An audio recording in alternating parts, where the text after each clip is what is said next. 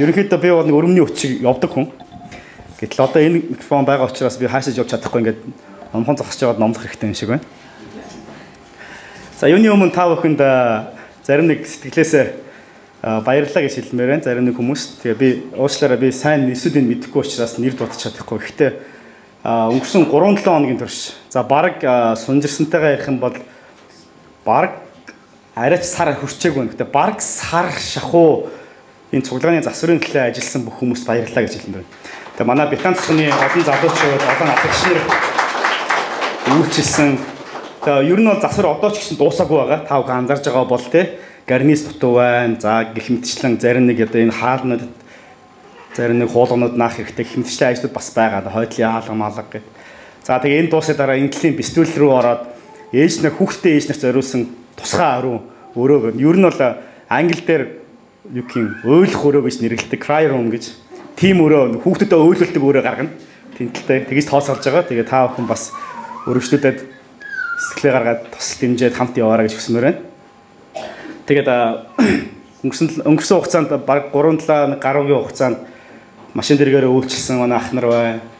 Бараа материал татчих өгсөн. За тэгээд эд материалаа санхүүгээрч гэсэн тусалсан хүмүүс өндөө байгаа тий. Хоолн дээр туслаараа за энэ гэрэл төлгийг авч хийгээрээ өөр юу байдгийг энэ дээр туслаараа энэ дээр хийгээрээ гэд санхүүгээр ивэжсэн бүхэл ах дүүнс нарт баярлалаа гэж хэлмээр байна. За наад төвшин төс гэдэг гэж би түрүүн танилцуулсан. Би тэгээд мэдээж өөрийнх нь гэр бүлийг танилцуулах хэрэгтэй баг. Хэдүүдээ сайхан аль бие усаа танилцчихъя тийм ээ. Урд нь яг би нэг ганц 2 удаа ирж исэн. Тэгээд гэр бүлээд ерсэн танилцуулж байгааг юм шиг байна. Зарим та бүхэн мэдэн зарим нь мэдэхгүй баг. Тэгээд энэ чинь манай гэр бүлээ би 2 охинтой, том нь 9 настай, бага нь 6 настай. Тэгээ манай эхнэр тэнцэн бид дөрөв 2015-аас 2018 оны хооронд Сингапур улсад библийн сургууль сурж байгаад сая 7 сард хүрч ирсэн. За энэ зураг бол манай Сингапурт библийн сургуулийн гадаах болсон зураг. За ер нь бол төгссөн. Манай сургуулийн захирал байна. Тэгээд сүмийн пастор байхлаар нэг тийм юу гэх нэг шилэн данс гэж ярьдэн шүү дээ. Шилэн данс шиг заримдаа шилэн амьдралтай болчдөг. Сүм дээр пастор гарч ирээд номлохлоор яадаг вэ гэхээр хамаг амьдралаа тоочч эхэлдэг. Мөн үү? Тэгээд суглааны хүмүүс яадаг вэ гэхээр за энэ пастрын амьдрал ийм болсон, тийм болсон хамаг юм ерөнхийдөө мэдчихэдэг. Нөгөө талаасаа сүмийн пастрын эхнэр байна гэдэг нь бас их төвхтэй ажил. Яагаад төвхтэй ажил вэ гэсэн өнгөрсөн 7 хоногт муусаа ямар нэг юм хэлэх юм бол дараагийн 7 хоногийн номлолтод ер нь л дурддагчээдэг тий. Ер нь нэрийг хэлж дурдна, нэрийг хэлэхгүй байж дурдна янз янзын байдлаар. Манай гэр бүл энэ сургуулийг төгссөн ялангуяа миний төгссөн одоо юу гэх юм те эрдмийн зэрэг бол юу гэхээр удирдлагын магистр. Тэгэд өнгөрсөн бараг сар шахуугийн хугацаанд байрны засвар дээр нэлээд оролцлоо л доо чадах хэрэг. Тэгээ манай эхнэр сүүлдээ надад юу хийсэн гэхээр би одоо нэг юуны те байгууллагын удирдлагч юм уу те ямар нэг юм удирдлагчтай суучлаа гэсэн чи засварчтай суудсан байж тийг. Тэгээ одоо ингээ эхнэрийн хэлсүүгийг дурдаа явчихж байгаа юм те. Тэгэхээр би яаж зүгээр явах вэ? Үгүй хийсэн. Би бол үйлчлэгч удирдагч аа гэж. Тийм ээ би удирдагч аа гэхдээ дээр нь суугаад хүмүүсийг те инктиг гэдэг удирдагч биш. Харин доор нь суугаад хамтдаа үйлчлэл явдаг удирдагч аа. Ер нь бол тийм. Библич өөрөө биднийг үйлчлэгч удирдагч байх талаар заасан. Тэр өнөөдрийн бидний номлолын сэдэв бол үйлчлэгч удирдагч. Үйлчлэгч удирдагч. Марк номын 2 дугаар бүлгийн 14 дугаар ишлэлээр ингэсэн байна. За би энэ Библийн ишлэл гаргахлаар та бүхэн нэлээд залхуурах бах те. Библийг нээхгүй мэхгүй гээл те. Яавч дээр юм байгаа. Та бас энэ ч гарцсан байхад зүгээр нээж бариад ч бас яг надад таруулах гэж байгаа юм шиг те. За ядаж та бүхэн гэртээ Библийг сайн нэгээр өнөөдөртөө би яг ингэ гаргачих. Дараагийн удаас би ишлүүдийг ингээд харанхуй болгочих бас те. За өнөөдөр хамтдаа уншиж ядаж энийг дөхөө. 3 Есүс татврын газар суух алфанхүү дэвийг дэрэгдүүрэн өнгөрөхдөө хараад түүн намайг даг гэсэнд тэр босож түүнийг даглаа. Есүс дагалдагч нарыг очиод нэг тренд болсон үгийг хэлжсэн. Тэр юу байсан бэ гэвэл яг энэ үед. Тэр нь ямар гэхээр намайг даг. Намайг даг. Юу ч хийжсэн хамаагүй Есүс очиод тэр хүнд юу хийсэн гэхээр намайг даг. Татвар хурааж исэн хүмүүс яаж байгаа вэ гэхээр татврын ширээг орхиод Есүсийг дагж байгаа. Загас барьж исэн хүмүүс яаж байгаа вэ гэхээр загасныхын хэрэгслүүдийг орхиод Есүсийг дагж байгаа. За өөр юу хийдэг байсан те магадгүй өөр ямар нэг юм хийжсэн хүмүүс түүнийгээ орхиод Есүсийгээ дагж байгаа гэсэн ийм зураглалууд Библиэр аюул олон гарч ирдэг. Есүсийг дагах энэ урилгыг Есүс хүмүүст өгдөг. Ер нь бол бүх хүнд өгдөг. Намайг даг. Загасчанд очиод Симон Петрт очиод юу хэлсэн бэ гэхээр намайг даг. Би чамайг хүмүүсийн загасчин болгоё гэж. Тэр намайг даг гэх энэ урилга Христ итгэж хүн болгонд ядгүй гэхээр аль хэдийн ирсэн байдаг. Тэр дагаад юу гэж? Би Есүсийг дагаад яг гэж байгаа. Хаа хүртэл дагах юм? Би Есүсийн юугийн дагах юм гэж. Хэрэв бид цааш нь харах юм бол Ромын 8-р бүлгийн 29-р эшлэлээр дахиад бүгдээ хамт уншиж жижигхэн байж магадгүй гэхдээ чадах хэрэгээ харцгаая. Тэр өөрийн хүүг олон ах дүүсийн дунд угнан барихын тулд урдаас мэдсэн хүмүүсээ тэр бас түүний дүртөө адил болгохоор урдаас мэдж тогтоосон юм гэж. Есүс Христийг Бурхан эцэг бий болгоод бий болгоод ч хаашаа хүний биеийг өгөөд энэ дэлхийрсэн илгээгээд энэ бүтээлүүдийн уугнанд болгохдоо юуны төлөө бий болгосон бэ гэхээр өөрийнх нь дүрийг дуурай гэсэн хүмүүс үлээсшээ болох гэж. Тэгээд тэнцээ дуурайж байгаа хүмүүс нь Есүсийг дагах, түүний дүртэй адилхан болгох, адилхан болгохын тулд дуудагдаж байгаа. Тэгээд нэг үгээр хэлэх юм бол Бурхан хүн болгоныг Христ итгэж ялангуяа хүмүүсийг дуудахдаа юуны төлөө дуудаж байгаа вэ гэхээр Христтэй адилхан дүр төрхтэй болгохын тулд дууддаг. Христтэй адилхан дүр төрхтэй. Та бүхэн түрүүний зургийг харсан бол манай хоёр охины нүрийг сайн харсан бол нэг тийм яг онцлог олж харж чадна. Манай охтыг харсан хүмүүс ер нь баг мэдэн дээ. Том охин надтай адилхан, бага охин манай эхнэртэй адилхан. Ер нь бол манай том охин энчээ гүйжих юм бол та нар за төвшөө острын хүүхдээ явж ингээд шууд мэднэ. Яг л өнгөөр нүдтэй, өргөн хацартаа, том хамартаа, өөр юу гэдэг те. Ер нь бол нэг бүх дефектыг аваад гарсан гэдэг ч юм уу. Таныг годомжинд явж байгаад энэ хүн Христ итгэж гэдгийг хүн төвггүйгээр харж чадах уу? Яг гэх юм бол Христ итгэгч нарыг Есүс Христ дуудахдаа юуны төлөө дуудсан бэ гэхээр өөртөөгөө адилхан байх гэж дуудсан. Манай охиныг зааланд гүйж яхад захын хүн хараад энэ төвшөө пастрын хүүхдтэй гэдэг чинь. Эсвэл манай охиныг харсан хүн намайг харах юм бол энэ нөгөө нэг охины аав байна гэж шууд танихтай адилхан таны үйлдэл, таны байгаа байдал, таны хандлага, таны үйлдэж байгаа зүйлсүүд, таны үг хэл яриа, таны амьдралдаа гаргаж байгаа үнэр энэ хүн Христийн дагалдагч байна гэдгийг харуулж чадах уу?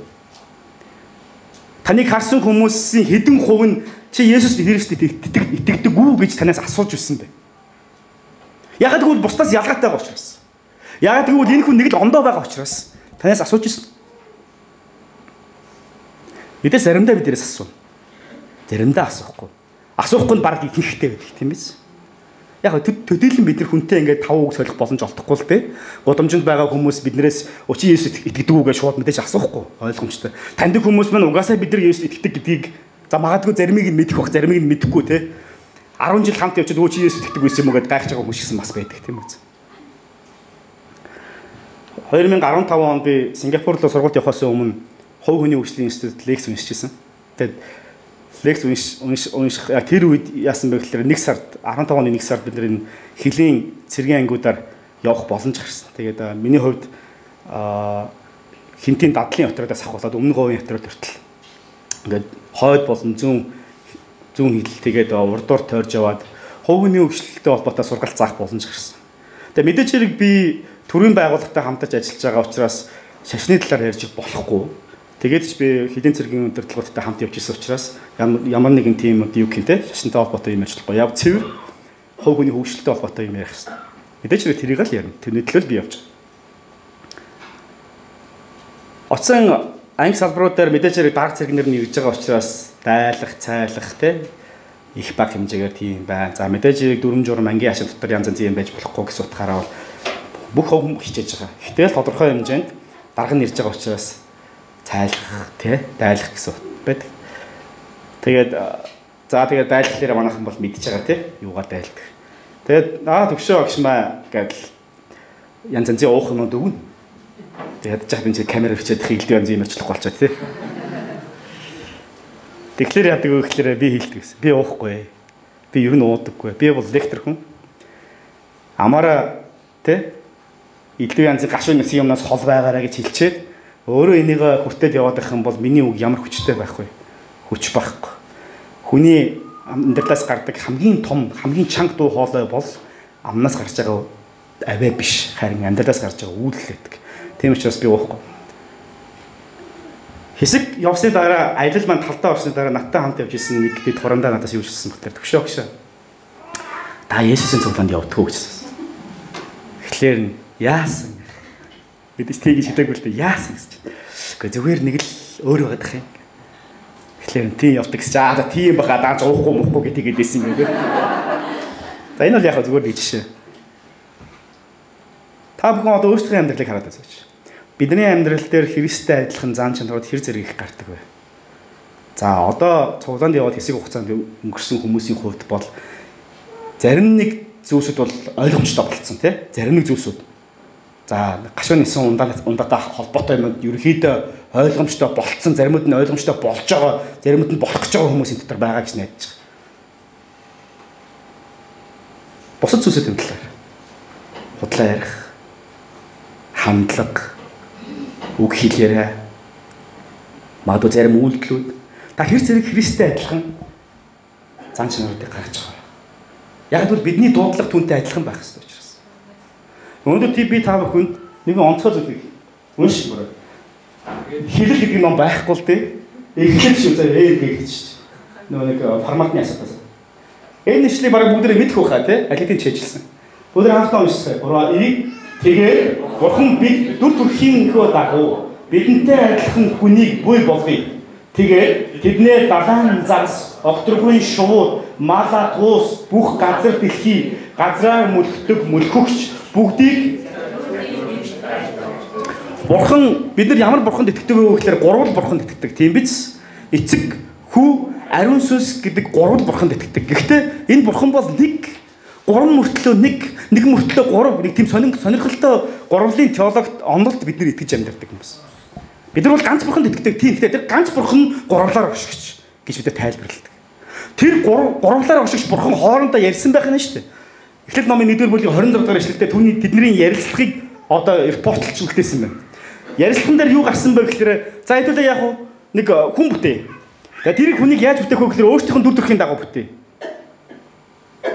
Тэгээ яриа юу руу шилжсэн бэ гэхээр өөрсдийн дүр төрхийн дагуу бүтээгээд юу гэж яах гэж. Хоёрдугаар хэсгээр нь тодорхой гарсан юу гэхээр далайн загас, огторгуйн шууд, мал адгуус тэд газар дэлхийгээр явж бүхнийг захируулъя гэж. Захируулъя. Буюу өдөрдүүлье. Тэднэрээ манлайлуулъя, нөлөөлүүлье. Тэднэрт нөлөө үзүүлье, тэднийг чиглүүлүүлье, тэднийг халамжлуулъя гэж. Тэгээ бурхан хүн төрлөختнийг бий болгосон магадгүй олон зорилгууд байна. Та бүхний сайн мэдэх дуулал номоос гарч ирсэн зорилго бол юу гэвэл бурханыг магтах мөн тийм би ч гэсэн үнэн дуртай. Бас хэн хүний нэг анзаараад байдгүй нэг зорилго энэ ч байгаа. Тэрний үг гэхээр дэлхийн ертөнцийг удирдах. Удирдах гэдэг бол бурхан хүн төрлөختнийг бий болгосон нэг чухал зорилгоудын нэг. Нэг чухал зорилго. Тэр юу удирдах вэ гэвэл маш олон зүйлсүүдийг удирдана. Бурхан өөрөө удирдагч. Бурхан удирдагч гэдгийг та бүхэн санал нийлэх үү? Амен. Бурхан бидний амьдралыг удирддаг уу? Удирддаг. Таны хажууд сууж байгаа хүний амьдралыг удирддаг уу? Байгалийн ертөнцийг удирддаг уу? Тэр дүр төрхийн дагуу бурхан хэнийг бий болгосон бэ гэхээр хүн биднийг бий болгосон. Тийм учраас бидний байглаас бурхнаас өгсөн нэг чухал дуудлага бол юу вэ гэхээр удирдагч байх. Удирдагч байна гэдэг бол ямар нэгэн албан тушаал дээр гарч ирсэн хүний ажил гэхээсээ илүү бурхнаас бидэнд өгсөн мөнхийн хувь тавилан. Бидний мөнхийн хувь тавилан бол удирдагч байх. Удирдагчийг манлайллыг бид нар юу хэлдэг вэ гэхээр Джон Максвелл удирдлагын талаар айгүй олон зүйлс ярьдаг. Нэлээд алдартай хүн юу гэсэн бэ? Удирдлага гэдэг бол нөлөөлөл гэж хэлсэн. Нөлөөлөл.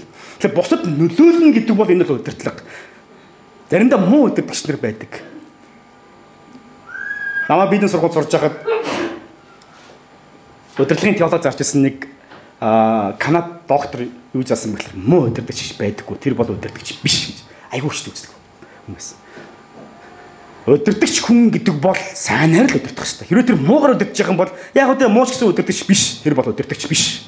Яг одоо удирдлагын мөн чанар нь өөрөө бурхны мөн чанартай нэгт байдаг учраас хэрвээ тэр хүн тухайн бүдэг хүмүүсийг тухайн байгууллагыг эсвэл иргэн тойронд байгаа ямар нэгэн зүйлд муугаар нөлөөлж байгаа бол энэ л удирдагч биш байна. Удирдагчийн байр суурь дээр зогсож чадахгүй. Зүгээр л эрх мэдэл дээр зогссон муу үйлдэл хийж байгаа хүн тэрнээс удирдагч биш гэж хатуу үздэг хүмүүс. Мань хүн юу гэж үздэг байсан бэ гэхээр Гитлер за өөр Сталин өөр юу гэдэг дэлхий дээр нэлээд саар талаараа нэрээд урсгасан удирдагч нар гэлтэй эдгээр бол удирдагч нар биш. Эдгээр бол эрх мэдлийг авсан муу үйл хийж байгаа хүмүүс гэж үздэг. Магадгүй Джон Максвелл байсан бол мань багштай маргалт байсан баг л та. Юу яриад байгаа тий? Муу ч гэсэн над чи удирдагч хүн. Гэх мэтлийн иймэрхүү маргаан байдаг. За тэр яг уу. Ямар ч гэсэн бурхан биднийг өөрийнх нь дүр төрхтэй адилхан удирдагч байхаар дуудаж сонгосон байна. Христийг Христтэй адилхан удирдагч байлгахаар, Христтэй адилхан манлайлагч, нөлөөлөгч байлгахаар бурхан биднийг дуудсан байна. Дуулал номын 8 дугаар бүлгийн 4-өөс 6 дугаар ишлэг зөмөр одоо эндээс хараад уншиж байгаа. За яста та бүгд нөгөө Библийг уншдаг нөгөө нэг юу байгаа шнэ юу гэдэг лээ? Habit. Зуршлыг чинь үгүй хэлжлээ. Баларсан болж байгаа шиг. За бүгд хамт уншиж орооё. Хүн гихч юу болоод та түүнд санаад харж, хүмүүн гихч юу болоод та түүнийг анхааран бай. Та түүнийг бурхнаас арай доохон болгожээ. Автор хүндийн тэтмийг түүнд өмсгөжээ. Та түүнд мутрынхаа бүтээлүүдийг захируулдаг. Та бүх юмсыг түүний хөл доор тавьсан гэж маш тодорхой байж. Бурхан хүнийг бий болгохдоо зүгээр нэг тэ адуустай адилхан хэмжээнд бий болгоогүй. Нэг хээр давж байгаа зэр гөрөөс шиг тийм бид нар тэдний нэг биш. Зарим хүмүүс ярьдаг хүн гэж юу юм бэ? Стас амтнаас сүнстэйгээр л ялгарх байх гэж. Үгүй. Мэдээж сүнсээр л ялгарна. А гэхдээ биднэрт асар том хувь тавилан баг. Тэрний үг л Христтэй адилхан байх. Бурхантай адилхан дүр төрх. Бурхан хүнийг л өөрийнх нь дүр төрхөөр бүтээсэн болохоос биш. Мал адуусыг өөрийнх нь дүр төрхөөр бүтээгээгүй. Ийм мөнхийн хувь тавиланг заавал яахлаар тэр сармагчтай малтай аваачиж энэ тэнцүүд авчих ёстой гэж. Энэ ишлэлээр маш тодорхой хэлсэн. Бүхий бүтээлүүдээс дээгүр. Тэгээд дээгүүрээс гадна ясах бурхнаас арай доохнор гэж байгаа шүү дээ. Арай доохнор. Ингэхлээр ямар агуу хувь тавилан, ямар агуу байр суурь вэ гэж. Энэ байр суурийг өгөхдөө бурхан юуны төлөө өгсөн бэ гэхээр мутрынхаа бүтээлүүдийг захируулахын тулд бурхан энэ байр суурийг бидэнд өгсөн. Тэгэхээр бид бол төрлөхөөсөө л бурхны бүтээсэн бүтээлд манлайлах тийм байр суурин дээр бий болсон хүмүүс. Одоо хажуудлын үндэ хэлцгээе. Та бол удирдагч гэж. Толгой тохиод өнгөрч нөгөөх нь те. За тийм би бол удирдагч, чи бол биш гэж байгаа юм шиг те. Нөгөөх нь эргэлээ. Чи ч гэсэн удирдагч гэж. За. Тэгэхээр Христ гişгүн ер нь бол 3 зүйлийг манлайлах ёстой. Нэгдүгürt нь юуг манлайлах ёстой гэхээр та өөрийгөө манлайлах ёстой. Өөрийнх нь бие эрхтнийг би мах бодоо тэ энэ уртаа байгаа хоёрыг гараа энэ чихээ тэ өөрийнхний амыг хил яриагаа өөрийнхний нүдийг тэ үнэрлэхгүй юм үнэрлж явдаг хамраа явахгүй газар руу явдаг энэ хөлөө тэ хийхгүй зүйлүүдийг хийж идэг энэ гараа бодохгүй зүйлийг бодож идэг энэ бодлоо бид өөрөөсөө өдөртөж удирдах хэрэгтэй. Хэн удирдах шүүлээ? Пастор. Үгүй бүх хүн удирдах. Мэдээ Коринт номын 6 дугаар бүлгийн 12-оос 20 дугаар ишлэлээр ингэх тодорхой байсан байна. Надад бүх юм зөвшөөрөгдөг гэсэн ч бүх юм тустай биш. Надад бүх юм зөвшөөрөгдөг гэсэн ч би юугаар эзэмдүүлэхгүй. Хоол нь хоолоод нь зориулжээ. Харин Бурхан бидний аль алийг нь үгүй болгоно. Би энэ садаглалт бус харин эзэн зориулдаг бол эзэн нь бид ачаа. Эзнийг Бурхан амьлуулсан төдийгүй биднийг ч бас өөрийн хүчээр амьлуулна. Биеэр шин Христийн эрхтнүүд гэдгийг та нар мэдэхгүй гэж юу? Би чинь тэгвэл би Христийн эрхтнүүдийг авч тэдгээрийг янхны эрхтнүүд болох уу? Огт үгүй. Цааш нэгтээ янхантаа нийлсэн түүнтэй нэг бий болно гэдгийг та нар мэдэхгүй юу? Учир нь хоёр нь нэг махад болно гэсэн юм. Харин эзэнтэй нийлсэн түүнтэй нэг сүнс болоо. Садар самуунаас зүгт хүний үлддэг нүгэл бүр биеийн гадна байдаг. Харин садархагч нь өөрийнхөө бид нүгэл үлддэг. Та нарын бие бол Бурханаас та нарт буй дотор нь байдаг ариун сүнсний сүм бөгөөд та нар өөрсдийнхөө бос гэдгээ мэддэггүй юм уу? Та нарыг үнтэйгээр худалдан авсан тул биеэрээ Бурханыг алдаршуул гэж хэлж байна. Та нарын бие бол та нарих биш. Аль хэдийн та нарыг үнээр худалдаж авсан Христийн эрхтнүүд юм аа. Христийн эрхтнийг аваа явж байгаа хүмүүс байх нь шүү дээ бид нар. Тэ? Ганц олдох амьдрал яасан ч яадгийн гэдэг олон хүмүүс ярьдаг те. Дандаа ямар залуу байх юм бэ? Залуу байгаа дээр жаргаж ингэх хэрэгтэй. Жаргах л из. Тэгэл дараа шидэглээ аавна. Ер нь бол Христийн эрхтнүүдийг тээж явж байгаа гэдгийг ухамсарласан хүмүүс бол энэ биеэ юуны төлөө ашигладаг вэ гэхээр энэ бие бол Бурхны ариун сүнс оршиж байгаа духан юм а гэж зөв зорилгын дагуу хэрэгэлдэг. Энэ чихээ ёсон бусын юм сонсоход биш харин зөв зүйлсийг сонсоход зарцуулдаг. Энэ хэл амаа бусдыг хараахад, бусдыг гомдооход, бусдыг шархлуулахад биш. Бусдыг үг хэлээрээ дайж доромжлоход биш, харин бусдыг босгон байгуулж Христ байсан бол яах байсан бэ? Түүний дагуу. WWJD гэдэг ийм хөдөлгөөн байсан. Тэр нь юу гэсэн үг гэхээр англи дээр what would Jesus do гэсэн. Эсэндээ Есүс юу хийх байсан бэ гэсэн утгатай. Энэ хөдөлгөөн 1900 яг нарийн оны матч дунд 1900-аад оны дунд үеэс асар хөдөлгөөн хүч авсан хөдөлгөөн. Тэр хөдөлгөөний нэг шинж тэмдэг бол яадаг вэ гэхээр хүмүүс ийм нэг бугуувч зүүдэг. Тэгээд бугуувчн дээр WWJD гэсэн ийм дөрвөн үсэгтэй ийм бугуувч зүүж би энэ хөдөлгөөнд нэгдсэн хүн гэдгийг харуулдаг гэсэн. Тэгээд тэр хөдөлгөөнд нэгдсэн хүн юу хүлээн зөвшөөрдөг вэ гэхээр альва нэгэн зүйл хийх байсан бол хийхин өмнө Есүс байсан бол би яах вэ? Есүс яах байсан бэ гэдгийг бодож байгаа. За би тэгнэ гэж шийдвэр гаргадаг хүн хэлдэг. Альва нэгэн зүйлийг хэлхийнхээ өмнө та бодох хэрэгтэй. Есүс байсан бол миний энэ амаар юу хэлэх байсан бэ? Есүс байсан бол миний энэ гараар юу хийх байсан бэ? Бусдыг шархлуулах байсан уу? Эсвэл бусдыг босгон байгуулах байсан уу? Есүс байсан бол миний энэ нүд юу харах байсан бэ? Энэ биеийг минь босрлох зүйлсүүдийг би харах байсан уу? Эсвэл энэ биеийг минь бурхантай илүү ойртуулах зүйлсийн төлөө энэ нүдийг минь ашиглах хэрэгтэй байсан уу? Миний хэл яриа, миний оюун бодол, миний сэтгэхүй, миний хандлага бусдыг босгон байгуулж байна уу? Эсвэл бусдыг нурааж байна уу гэж. Миний үйлдэл Христтэй адилхан байж чадчихна. Та бол энэ биеэ удирдах ёстой удирдагч. Энэ бие бол дураараа зарж болдог. Таны зүгээр л карманд байдаг бутархай хэдэн цаас чинь биш. Ромын 12 бүлгийн 1-р ишлэлээр энэ дахтуунараа бүгд хамт уншиж гурван ийм дахтуунараа Бурхны өнөц сэтгэлээр та нараас хичээнгүйлэн хүсье. Өөрсдийн биеийг Бурхан таахамжтай амьд ариун тахил болгож хүрг. Энэ нь та нарын сүнслэг мөргөлн мө. Ахтуунараа Илч Паул юу гэж хүсэж байгааг гэхээр та нар өөрсдийн биеийг Бурханд амьд тэгээд ариун тахил болгож өргөөч гэж хэлж байна. Амьд ариун тахил болгож өгөөч. Хэлээ энэ штиг ингэсгээд өрхий. Гэхдээ юу бид нар авч үлдэх ёстой вэ гэхээр би энэ биеэ зүгээр нэг гаргуунд нь орхих биш. Харин Бурханд амьд ариун тахил болгох ёстой юм аа гэдэг бодож үзэх ёстой.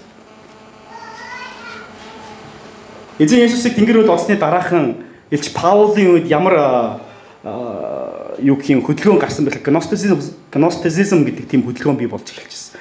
Тэр үеийн хөдөлгөөнд яадаг вэ гэхээр одоо мэрэгэн ухааныг хайрлал тийм хөдөлгөөн. За тэгээд тэр хүмүүс ерөнхийдөө ингээд төгсрөөд эхлэхээр яадаг вэ гэхээр ер нь бол энэ бие махбод чи юу юм бэ? Боцор юм биш үү? Энэ бие махбодыг бол яасан ч яадаг юм. Сүнсээр л сайхан бай гэж. Өнөөдөр заримдаа нэг тийм бодолтой итгэгч нар ч гэсэн байдаг. Би цуглаандаа явцсан, библийг уншсан, магтан дугаа дуулсан, өргөлөө өргөцсөн, юмаа хийцэн. За одоо тэгээ яг чөлөө цаг гарлаа, чөлөө цагаараа юугаа одоо би өөрийнх нь дур. Цуглаандаа явцсан, цуглаан дээр бол 2 цаг сайхан төвчсөн, тэ. Цуглаанаас гарлаа, ёо гэж тэ. Венс алдарсан нохоош заримдаа болдог. Бидний амьдрал тийм зүйл заримдаа байдаг шүү дээ. Христийн амьдрал гэдэг чинь 2 цагийн амьдрал хэлдэг юм гэж үү? Христийн амьдрал гэдэг бол тэг 168:24 ч хэлдэггүй. Бүхэлдээ амьдралыг хэлдэг. Бүхэлдээ амьдралыг. Таны амьдрал та өөрийнхөө бие махбодыг хэр зэрэг Христтэй адилхан байх байдал руу удирддаг вэ? Христтэй адилхан байх. Бид нар буддын соёлтой ард түмнэлтэй хичнээн христдэг шигсэн. Бид цуснд нь байгаад идэг. Нэг тийм ахуй соёлд нь үнэхтэд идэг.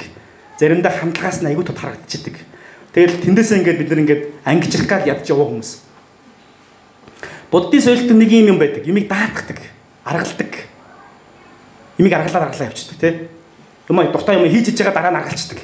Дуртай юм хийж иж байгаа дараа нь даатгаа хийчихдэг. Тэгээ өөрөө юу шиг шаардлагагүй мөнгө төлчихөл болно. Ер нь бол болно. 500 цаас 1000 цаас 1500 цаас одоо ханшин нийттэй байгаа юм тий. Долларын ханш өсөөд бензиний ханш нэмэгдэж байгаа ч бодвол нэмэгдэж л байгаа тийм ээ. Ер нь бол нэмэгдэж байгаа. Тэгээ яадаг вэ гэхээр даатгадаг. Дураараа дургиж дунд чөмгөөрөө жигэж амьдж байгаа л цагаан сарын өмнө даатгаа хийчихдэг. Тэгэл цаагуур нь бүх юм болно гэж боддог юм. Тэгээ энэ нь яадаг вэ гэхээр Христ итгэж болсныхын дараа нэг философи нь хүнийх нь амьдралтын заримдаа байгаад байдаг. Тэгээ байхаараа яаж ханддаг вэ гэхээр бүтэн зөвлөд цөмд ирсэн одоо болоо. Ингээд 7 хоног бурхан миний амьдралыг даах ёстой. Би өргөлөө өргөцсөн даатгацсан. Магтан дугаа дуулсан одоо ингээд ер нь бол цааш тийм зам мөр ер нь бол ингээд чигээ олцсон. Тийм юм байхгүй. Христ итгэлийн амьдрал тэгж явдаг юм аа. Христ итгэлийн амьдрал нэг нэгээ даатгаал нөгөөх нь аргалаал тэгдэг юм аа. Пастор залбираад өгсөн одоо ингээд сайхан болно гэж бодож бол тийм байхгүй. Байж болно гэхдээ дандаа тэгнэ гэсэн үг биш. Христ итгэлийн амьдрал гэдэг нь бол бурхан бид хоёр гэсэн юм хувьчилсан харилцаагаар явдаг амьдрал. Өмнөд пастор тусалдаг болохоос ш голдон зуурчилдаг юм биш. Өмнөд өдөртөгчнөр та бүгдийг чиглүүлж өгдөг болохоос ш голдон нэгтэй өргөл барьцаж аваад дамжуулж өгдөг тийм юм биш. Библийн үгийг зааж өгөөд ингэдэм байх шүү, ингээрэ бурхантай ингэж харьцаар гэдгийг чиглүүлж өгдөг болохоос ш тэ пастораа дамжуулж бурхантай харьцаад байдаг юм бол биш. Өөрсдийн биеэ бурханд амьд ариун дахил болгоорой. Даатгалыг амьдралаар битээ амьдраа гэж хүсэж.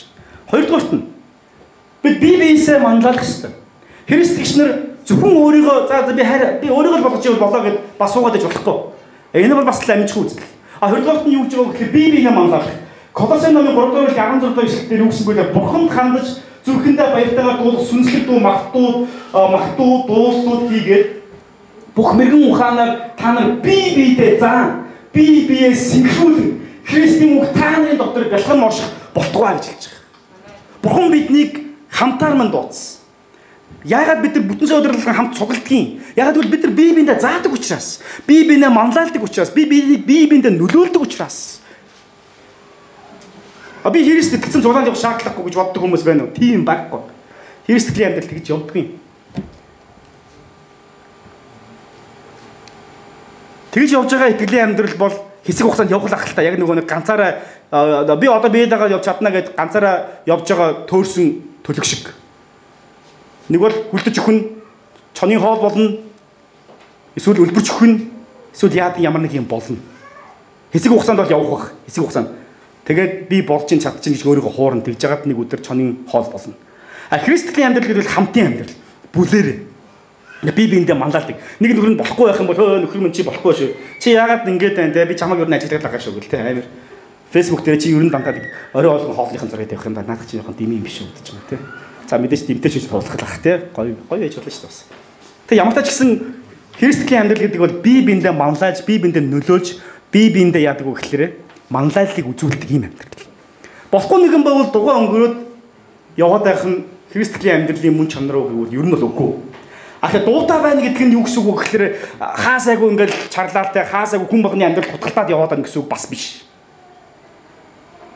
Бид нэр тэр хүнд хэрхэн үлгэрлэн харуулж байгаа вэ гэдгийг анзаарах хэрэгтэй. Миний хэл яриа, миний хэлж байгаа үг, энэ хүнд хандаж үлдэж байгаа үг, миний хандлага энэ хүнийг үнэхээр босгон байгуулах уу гэдэг тэрний стандарт байна. Ер нь альва зүйл, христийн альва зүйлд ер нь тийм стандарт байдаг. Иш үзүүлэхэд ч гэсэн.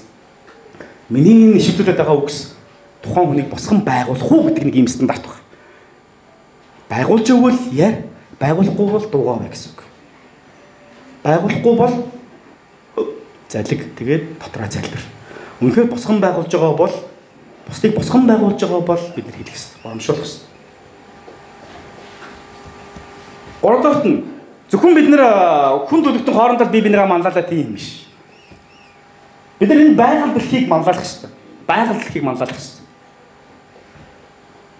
Дэлхийн хүн газрууд би хаягийг тавих мартсан байна. Дэлхийн хүн газрууд түүний гарт байдаг дуулал номоос авсан байдаг бөгөөд уулсын оройнууд ч бас түүнийх. Далайч түүнийх гэж хэнийг хэлдэг байгаа вэ? Бурхных. Учир нь тэрээр түүнийг бүтээсэн нэгэн бөгөөд түүний мотор хуурай газар шилбэржүүлсэн. Бурхан юу бий болгосон бэ гэхээр дэлхийн ертөнцийг бий болгосон. түүнд оршиж бүхнийг. Би болгоод дараа нь юу гэсэн бэ гэхээр бидний түрүүний уншсан нэг шүү. Тэгээд бурхан бид өөрсдийнхөө төдөрхийн дагуу хүнийг бий болгоод тэр хүнээрээ юу бий болгох гэсэн өөрийнх нь бий болгосон газар дэлхийн ертөнцийг захируулъя гэж түүний бидний уншсан Итгэл номын 1-р бүлгийн 26 дахь ишлэл. Бид өөрсдийнхөө өдөртөн манлайлах ёстой. Христтэй адилхан дүр төрхлөө. Бид бусдыг өдөртөн манлайлах ёстой. Мөн л Христтэй адилхан дүр төрх. Бид бас байгаль ертөнц, эколог, ан амьтан бид тэднийг манлайлах ёстой. Хувхай тэ шунаг сэтгэлээр бид тэнд хандж болох. Яагаад бурхан байсан бол яах байсан? Христ биднийг арчил гэж Эден цэцэрлэг тавьсан болохоос ш юу байгааг цөлмөөдөө гэж тавиагүй шүү дээ. Тэгэхээр бид энэ байгаль ертөнцийг бас хамгаалах хэрэгтэй. Яагаад бол энэ л бурханы бүтээл. Ром намын 1-р бүлэг дээр Илч Паул юу ч хэлсэн бэ гэхээр энэ байгаль ертөнц од сар нар дэлхий чинь бурханы тэ мөн чанарыг биднэрт байнга л гэрэлтүүлж харуулж байдаг шүү дээ гэж хэлсэн. Мэдээж хэрэг энэ ишлэгийг бичих зорилго нь бол та нарт тэгээ шалтгаан байхгүй шүү гэж хэлсэн л дээ. Бурханд итгээгүй ингээд дэшээ явчих юм бол. Гэхдээ бид нар тэндээс нэг зүйлийг харж болох нь юу вэ гэхээр энэ дэлхийн ертөнцид 24 цагийн турш бурхны суу алдрыг бидэнд харуулж идэг байх нь шүү дээ. Тэгэхээр бид үүнд яг бурхны зүйлд хандж байгаа мэд итгэмжтэйгээр хандах хэрэгтэй. Роберт Гринлиф гэдэг нэг алдартай хүн байна. Энэ хүн ямар зүйлээр алдартай вэ гэхээр удирдлагаараа алдартай. Гринлифийн институт гэж хүртэл одоо бол байгаа. Мань хүний удирдлага юу ярьдаг вэ гэхээр servant leadership буюу үйлчлэгч удирдагч гэсэн ийм концепцийг ярьдаг. Үйлчлэгч удирдагч. Сонирхолтой нь мань хүн 1900 би буруу санаагүй бол 50-аас 60 оны үед 58 жилүү тэр хавцаа нэг эссе бичсэн байдаг. Тэр эсэн дээр юу вэ гэхээр яг энэ servant leadership гэсэн яг ийм эссе үйлчлэгч удирдагч гэсэн энэ эсэгээ бичсэн байдаг. Энэ эсэн дээр нь юу ярьдаг вэ гэхээр жинхэнэ удирдагч хүн гэдэг бол үйлчлэгч байдаг юм байна. Үйлчлэлээр дамжиж хүмүүст яаж нөлөөлж болох вэ гэдгийг нэгэн усан цэргийн болон усан онгоцон дээр болсон нэг усан онгоцны нөгөө Ахмад болон тэнцээ байсан нэг гайхалтай үйлчлэгч хүний жишээгээр харуулж бичсэн байдаг. Яг энэ эснээс ахуулаад дэлхийд дахинд үйлчлэгч удирдагч буюу servant leadership гэдэг энэ бүхэл амар том концепц хэрвээ удирдлагын талаар сонирхдаг хүмүүс бол энэ концепц энэ хүнээс болоод асар хүчтэйгээр нийгэмд орж ирсэн. Өнөөдөр үйлчлэгч удирдагч гэдэг хугацаанаар маш олон хэдэн мянган номууд бичигдсэн байна. Тэр үндс нь энэ байх нь шүү дээ. Гэтэл сонирхолтой. Матай номын 20 дугаар бүлгийн 28 дахь эшлэлээр нэг юм байна. Хүний хүү үйлчлэн хүний хүү үйлчлэхийн тулд бус харин үйлчлэхийн тулд ирсэн бөгөөд амин хоолны төлөө золиос болгон өгөхөөр ирсэн гэж. Роберт Гринлиф бол үйлчлэгч удирдагч гэдэг концепцийг анх гаргаж ирсэн хүн бол ер нь бол биш. Аль хэдийн бидний их эзэн Есүс Христ 2000 гаруй жилийн өмнө өөрийгөө юу гэж тодорхойлсон бэ гэхээр би бол үйлчлэгч юм аа гэж тодорхойлсон байна. Христ бол удирдагч гэдэг бүгд хүлээн зөвшөөрнө. Түүн дээрээ давхар үйлчлэгч гэдэг нэр том яг тодтголыг олж байгаа. Есүс бусдаар үйлчлүүлэхийн тулд биш харин бусад үйлчлэхийн тулд би ирсэн гэж хэлж байгаа. За бүгдээрээ удирдагч юм байна. Бүгдээрээ манлайлах юм байна. Манлайлна гэдэг нь яагаад ах юм? Заагаалах юм уу? Боосдоолох юм уу? Ингээл инг тэг гэдэг юм уу? Инг тэг гэдэг удирдлага бол тэгэл боосын өргөөлөдөг удирдлага бол библиэлэг удирдлага бас биш байх нь шүү дээ. Библиэлэг удирдлага бол юу вэ гэхээр үйлчлэгч удирдагч. Бид Христтэй адилхан дүрхийн дагуу дуудагдсан бол бид нар Христтэй адилхан арга замаар бид нар удирдах ёстой. Энэ удирдах арга замаар нь юу вэ гэхээр үйлчлэх арга зам. Үйлчлэх. Ихтэй их сонирхолтой. Удирдагч, үйлчлэгч гэхээр хоёр авцалтахгүй юм хоорондоо яригадаад байна. Тийм биз дээ. Одоо хэдэл байгуулгаар аваад үзье.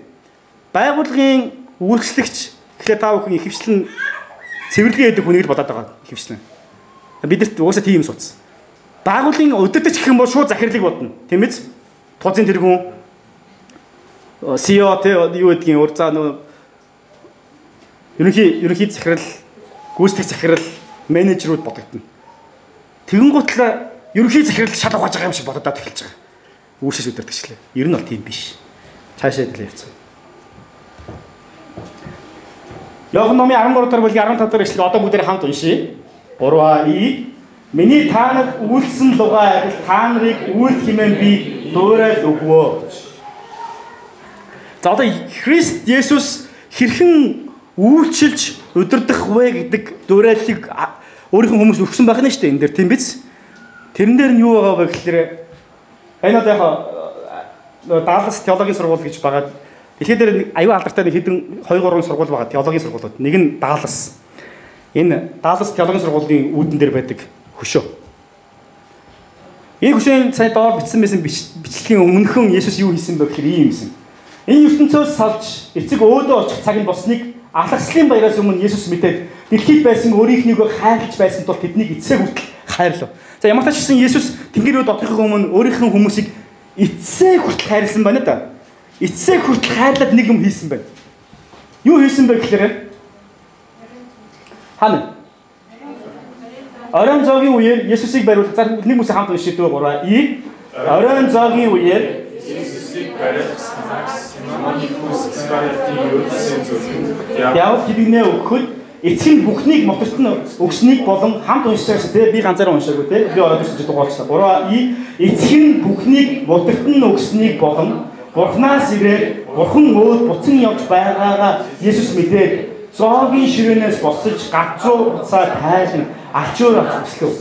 Тэгээд савнд ус хийж шавнырийнхаа бүлийг угаагаад бүсэлсэн ачуураараа Есүс Симон Петр руу ирэхэд эзэн та миний бүлийг угаах гэж юу гэв? Есүс чиний юу гэж байгаа харин чи хожим ойлгоно гэлээ.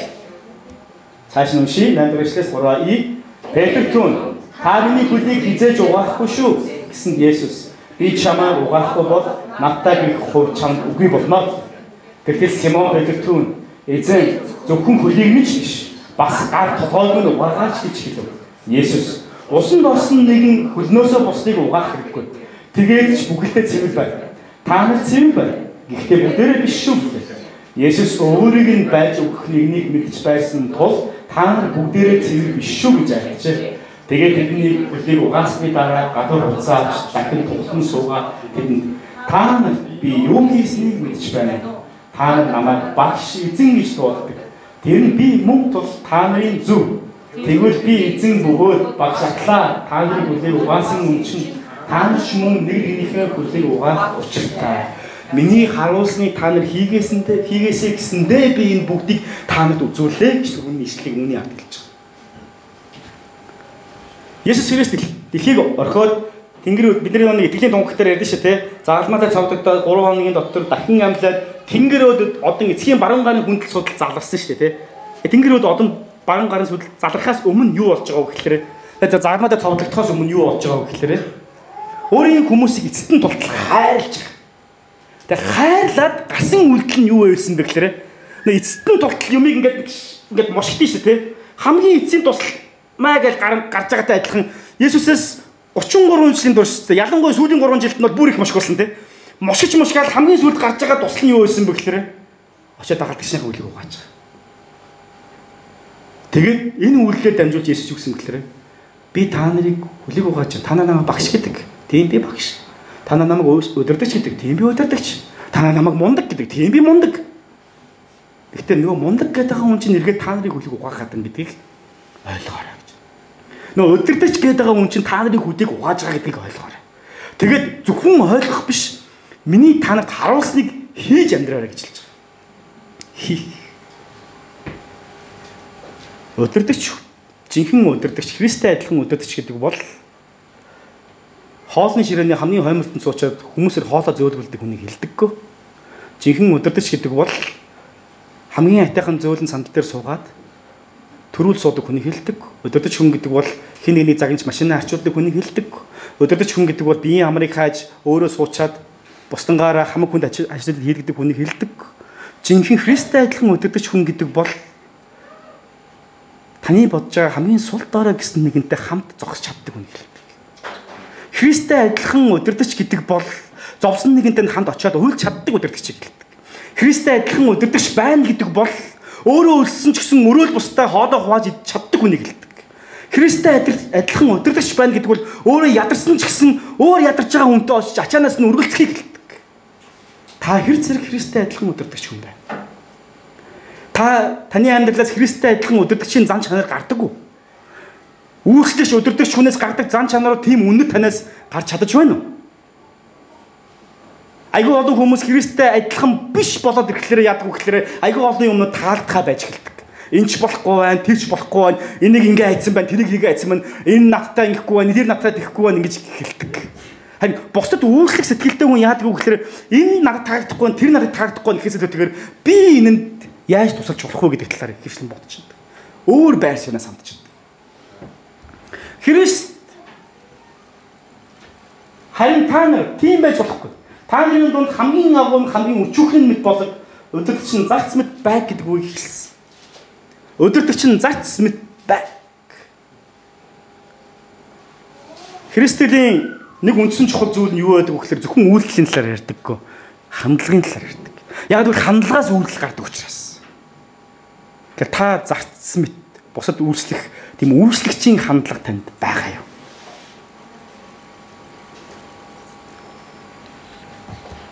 Хамгийн сүүлчийн ишлэг өдөр авт уншсаа. Филиппо номын 3 дугаар бүлгийн 1-ээс 9 шүү дээ.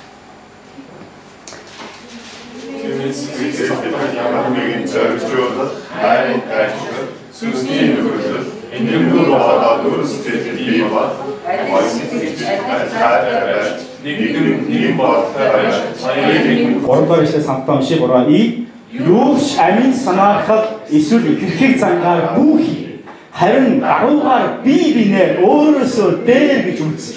Хүн бүр өөрийн ашиг сонирхлыг бус харин бусдын ашиг сонирхлыг хаа. Өөр хоорондоо Христ Есүс байсан тийм бодолтой бай.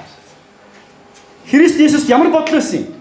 Тэр талаар 6 дугаар ишлэлээс нь ахуулаад 9 дугаар ишлэл хүртэл хэлсэн байна. Бүгдээ хамтдаа дахин харцгаая. 3 хэдийгээр тэр Бурхны дүр байсан ч Бурхантай тэгш байхыг булаачсангүй. Харин өөрийгөө юу ч үгүй болгон боолын дүрийг авч хүнтэй адил болжээ. Хүн төрхийг олсон тэрээр өөрийгөө мөхөс болгож үхэл загмай үхэл хүртэл дуулалтай байна. Тиймээс Бурхан үлэмжийн дээрээр түүнийг өргөмжилсөн бөгөөд алим нэрээс дээр ирийг түүнд сойрхов. Өөр хоорондоо Христ Есүс байсан шиг тийм бодолтой байгаа. Христ Есүс нь ямар бодолтой байсан бэ гэхээр ер нь бол их хэрэг мэдл булаацалтаа ингээд авцалтаад байгаагүй гэж хэлж байгаа. Адилхан Бурхантай адилхан зандааных байсан ч гэсэн би одоо та бол хинбэ та өөрөө яв загалмаа дээр өөрөө өөх мөх гэдэг тийм бол болоогүй гэж хэлж байгаа. Тийм л хүн хүүхдэд төлөвлөгөөт юм бол өөрөө яв гэл ингээл суугаад өгөө суугаад байж тээ. Яг нь тэг адилхан штэ ер нь бол хүмүүс гэдэг чи хоёр адилхан чи эзэн юм болцсон те өөрөө ихгүй юм те өсөө үүдгийн би яагаад ингэх гэж тэгвэл хамтдаа загалмаа дээр өгье гэдэг ч юм те би яагаад ганцаараа ингэх гэж би шал угаагаад байхад яагаад чи ингэ зүгээр суугаад чи аяг угаадаг үлээ те би шал угаахлаар нэг сонин нэг болохгүй хоёулаа заалаа хоёр угаад нэг талын чи угаад би нөгөө талын угаад те аягныхаа талын би угаад талын чи угаачих тэгвэл адилхан гоё тэгш те библийн гоё тэгш эрхийн талаар ярьд юм чинь гэж аяг их боддог те бид нар аливаа зүйлт хийхтэй. Ер нь л хүмүүсийн бие биендээ үйлчлдэггүй нэг хандлага бол өсөлт тэр барьцдаг. Барьцна. Энэ юм юмтай байхад би яагаад байхгүй гэж. Энэ ийм судал дээр суугаад хахад би яагаад бандан сандал дээр суудаг гэж. Энэ хүмүүс тухта буудан дээр байгаад хахад би бүр шатан дээр сууж байгаа шүү дээ. Эсвэл юу гэдгийг те энэ хүн ийм юмтай байхад би надад байхгүй. Пастор энэ хүнд энэ хүний төлөө 5 минут залбирсан, миний төлөө ганцхан минут залбирсан. Өөр үгтэй те. Их ярих юм бол сурсан мэдснээр ярих юм бол би бол илүү боловсралтай. Энэ боловсралгүй яагаад би энд үржих ёстой гэж. Би бол илүү баян. Энийг бол итгэж хүмүүс арай илт хэлэхгүй гэхдээ л үнэртэн. Энэ бол ядуу.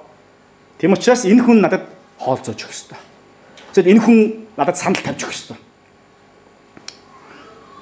Тэгээд хүн өөрийг нь өргөмжлөх юм бол баярлна. Баярлаад яах вэ гэхээр тэндээс их гоё сэтгэл хангамж авна. Мөн л дөө болно. Гэхдээ чухал сэтгэл хангамж хаанаас ирэх ёстой вэ гэвэл Христос ирэх ёстой. Бурханаас ирэх ёстой. Тийм учраас бид нар Бурхан төвтэй, Христ итгэгчнэр. Эцсийн дүндээ Бурхан биднийг итгэмж сайн болмон сайн байна гэж хэлэхгүй л бол ямар хэрэгтэй. Бид бусдаар мянган удаа энэ үнэхээр мундаг сайн хүн шүү гэж алгаад тшуулаад юунд хэрэгтэй? Юу болж долоох юм? Үсрээл нэг 5 удаа илүү алгаад тшуулах л үсттэй. Тэгээд юу гэж? Харин мөнхийн Бурхан биднэрт алаад ташааж сайн байна гэж хэлнэ гэдэг бол энэ бол гайхалтай. Энэ бол гайхалтай. Итгэлийн ах トゥ ус. Христэд дүүрэх хэсэг байцгаая.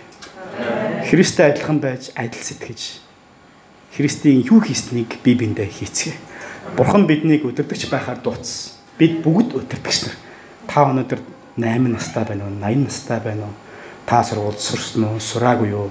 Та хувийн бизнестэй юу? Бизнесгүй энэ хинт ч хамаагүй. Хинт хамаатай. Гэтэ юу хамаатай гэвэл та бол Бурханаар өдөртөгч болгон дуудагдсан хүмүүс. Бурхан хүн төрөлхтнийг бий болгохдоо өөрийнх нь дүр төрхөөр бүтээгч өдөртүүлэхин тулд дуудсан. Тэгэхээр жинхэнэ манлайлагчийн амьдралаа амьдцгаая. Христийн дүр төрхийг харуулж амьдцгаая. Хамтдаа бүгдээрээ залбирцгаая.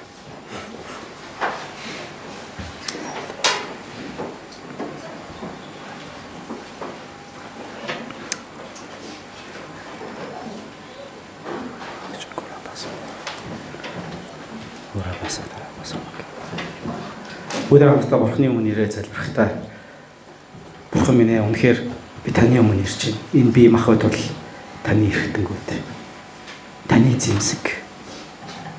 Таны бидэнд өгсөн энэ бие махбодод итгэмжтэй хандаж сайнаар өдөртөн чиглэлд туслаж ирсэн Бурханаас санахгүй цай. Өргөжлөлөн бүгдээрээ хажуудаа байгаа нэгэндээ гэр бүлийнхэндээ өр хүүхдүүдтэй хайрын жилтэй чуулганыхандаа магадгүй годомжин зүгээр өнгөрч байгаа хүндээ Христийн адилхан зан чанарыг харуулж амьдрахад туслаач гэсэн Бурханаас гуйцгаая. Бурхны бидэнд даалган өгсөн байгаль ертөнцид итгэмжтэйгээр сайнаар хандах туслаач гэсэн Бурхан руу хамтан залбирцгаая. Бүгд хамтдаа суулгаасаа босоод эзний өмнө чиглэлтэй залбирцгаая. Үнэхээр эзэн би таны өмнө ирж байна. Тийм ээ эзэн үнэхээр би таны өмнө ирж байна. Та миний амьдралыг өөрчилж өгөөч. Би тантай адилхан дагалдагч, тантай адилхан мөн өдөртөгч, тантай адилхан зам чанарыг аваараа ирсмээр дуу хоолойгоо эзний өмнө чиглэлтэй залбирцгаая. Халелуя гэж юм. Үнэхээр үүслэгч өдөртөгч хүн ямар байдгүй гэдгийг та надад харуулж, та надад зааж өгөөч. Миний хандлагыг та өөрчилж өгөөч зүмөрө түнрээ амрыг эцгээ. Миний бодлыг, миний хэл яриаг, миний үйлдэлийг түмөр эзэмнээ та үнэхээр өөрчилж та өөртөө адилхан болгож өгөөч зүмөрө түн эцгээ. Халелуя эзэм минь бид альва зүйл хийхдээ та байсан бол би юу хийх байсан бэ гэдэг энэ итгэлийн үндсэн дээрээс цаашдаа хийхэд туслаач зүмөрө түн эцгээ. Халелуя Иесус. Халелуя хизээ. Халелуя. Оо эзэмнээ та үнэхээр бидний амьдралыг өдөртөн чиглүүлж өгөөч. Тантай адилхан байх амьдралаа та биднийг чиглүүлээч. Бид үнэхээр алхам дүртэй. Бидний бодол, бидний үйлдэл, бидний хэл яриа, бидний сэтгэхүй, бидний хандлага тантай адилхан байх учраас эзэмнээ та биднийг чиглүүлээч. Та биднийг манлайлаач. Та биднийг өдөртөөч тариас хүч хийцээ. Бид өөрөө өөртөө бид бусдад бас дэлхийн байгаль ертөнцид хийцээ сайн манлайлагч байхад туслаж тариас хүч. Халелуя. Жинхэнэ үйлчлэгч өдөртөгч хүн ямар байдгийг та бидний зүрхсэтгэлийн гүнээс гүн газар суулгаж өгөөч эзэмнээ. Альва үйлчлэгч өдөртөгч хүний байр сууриас хандах туслаач хийцээ. Халелуя Иесус. Оо Иесус таны гатар шүү. Халелуя Иесус. Халелуя. Эцэг Иесус минь бид өөрсдийн хоёр хөлөөрөө босоод таны өмнө чиглэлээс таны руу зүрхсэтгэлээ авчираад өргөн залбирч байна. Үнэхээр бид өдрөөс өдөрт тантай улам илүү адилхан байхыг хүсэж байна эзэн минь. Өдрөөс өдөр тантай улам илүү адилхан баймаар байна эзэн минь. Гудамжин зурж өнгөрсөн хүмүүс биднийг харахтаа энэ Христийн дагалдагч гэдгийг маань тод томроор хараасаа ирж байна эзэн минь. Манай гэр бүлийнхэн маань харахтаа энэ үнэхээр Христийн дагалдагч гэдгийг тодорхойлж чаддаг байгаас ирж байна эзэн минь. Христийн өдөртөгч хүн тэр тусмаа үүслэгч өдөртөгч хүний хандлага ямар байдаг вэ? Тэр хандлагыг бидний дотор суулгаж өгөөч эзэн минь. Бид өөрсдийн бие рүүгээ харахтаа, бид өөрсдийн бие рүүгээ харахтаа, бид энэ дэлхийн ертөнц рүү харахтаа жихэн үйлчлэгч өдөртөгч хүний хацаар харахад, үйлчлэгч өдөртөгч хүний байр суурин дээрээс хандахад туслаач таасгүйч. Бид бусдыг өөртөө өөрчлөхийн тулд биш, харин бусдад үйлчлэхийн тулд Христ тантай адилхан үйлчлэг хийж амьдрахын тулд та биднийг өдрөөс өдөрт өөрчлөн шинжилж өгөөч таасгүйч байна. Халелуя. Та бидэнд сануулаач. Өөрийн сүнсээрээ дамжуулан та байсан бол яах байсан бэ гэдэг энэ асуулт миний олон шийдвэрүүдийг мань өөрчилж болтугай гэж. Эзэн Есүсийн нэрээр залбирлаа. Амен. Амен.